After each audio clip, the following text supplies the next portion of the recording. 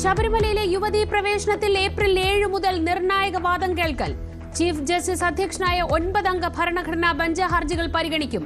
എല്ലാ കക്ഷികളും മാർച്ച് 14 മുൻപ് നിലപാട് എഴുതി നൽകണം. പുനഃപരിശോധനാ ഹർജികളെ പിന്തുണയ്ക്കുന്നതായി കേന്ദ്ര സർക്കാർ.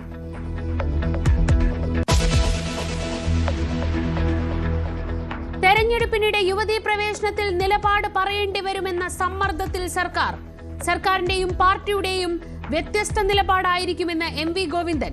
ദേവസ്വം ബോർഡും സർക്കാരും നിലപാട് തിരുത്തണമെന്ന് NSSും SNDPയും.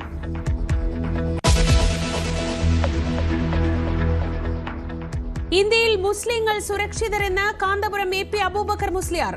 മുസ്ലിങ്ങൾക്ക് രാജ്യത്ത് അരക്ഷിതാവസ്ഥയില്ലെന്നും കാന്തപുരം. പ്രസ്താവന പ്രധാനമന്ത്രിയുമായുള്ള കൂടിക്കാഴ്ചയ്ക്ക് ശേഷം CNN News 18 നൽകിയ അഭിമുഖത്തിൽ. लेकिन हर दुनिया में अमन व अमान होना चाहिए. इसीलिए जो करना चाहते वो करेगा.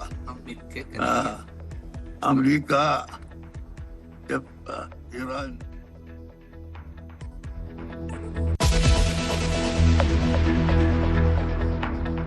ആദ്യ ലൈംഗിക പീഡന പരാതിയിൽ രാഹുൽ മാങ്കൂട്ടത്തിലിനെ അന്വേഷണ സംഘം ചോദ്യം ചെയ്തു. രഹസ്യമായി ഹാജരാകാനെത്തിയ രാഹുൽ News 18 ക്യാമറയ്ക്ക് മുന്നിൽ.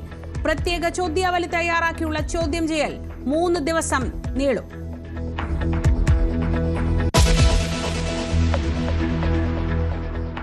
പിണറായി വിജയനെ പുകഴ്ത്തിയ മണിശങ്കർ അയ്യരെ പാടെ തള്ളി കോൺഗ്രസ് നേതൃത്വം. പാർട്ടിയിൽ ഇല്ലാത്തയാളുടെ വ്യക്തിപരമായ അഭിപ്രായമെന്ന് KC വേണുഗോപാൽ. കഴിവുകെട്ട സെക്രട്ടറി എന്ന് തിരിച്ചടിച്ച അയ്യർ.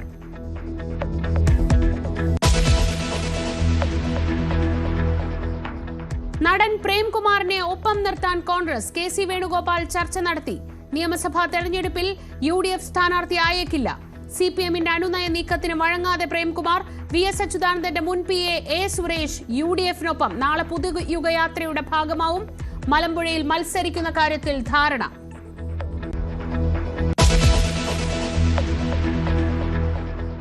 News 18 exclusive. PT കുഞ്ഞുമുഹമ്മദിനെതിരായ ലൈംഗികാതിക്രമ കേസിൽ മുഖ്യമന്ത്രിയുടെ ഓഫീസിന് വീഴ്ച സംഭവിച്ചെന്ന് പരാതിക്കാരി. സിസ്റ്റം അവൾക്കൊപ്പം എന്ന് പറയുകയും അവൾക്കൊപ്പം അല്ലാതിരിക്കുകയും ചെയ്യുന്നെന്ന് ആശ ആച്ചി ജോസഫ്. പരാതി നൽകുന്നതിൽ നിന്ന് പിന്തിരിപ്പിച്ചവരുടെ പേര് ഇപ്പോൾ പറയുന്നില്ലെന്നും ആശ News 18നോട്.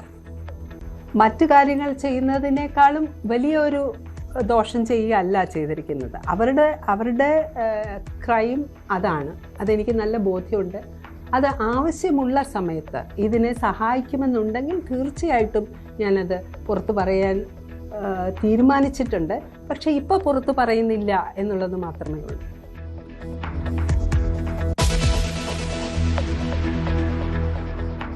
എളമക്കര പോക്സോ കേസിൽ സഹപാഠികളുടെയും അധ്യാപകരുടെയും മൊഴിയെടുക്കാൻ പോലീസ്. അമ്മയുടെ മൊഴി വീണ്ടും രേഖപ്പെടുത്തും. DNA പരിശോധനാ ഫലം നിർണായകം. ചിന്നു പാപ്പുവിന്റെയും ആൺ സുഹൃത്തിന്റെയും മരണത്തിൽ ബാഹ്യ ഇടപെടൽ ഉണ്ടോ എന്നതിൽ അന്വേഷണം.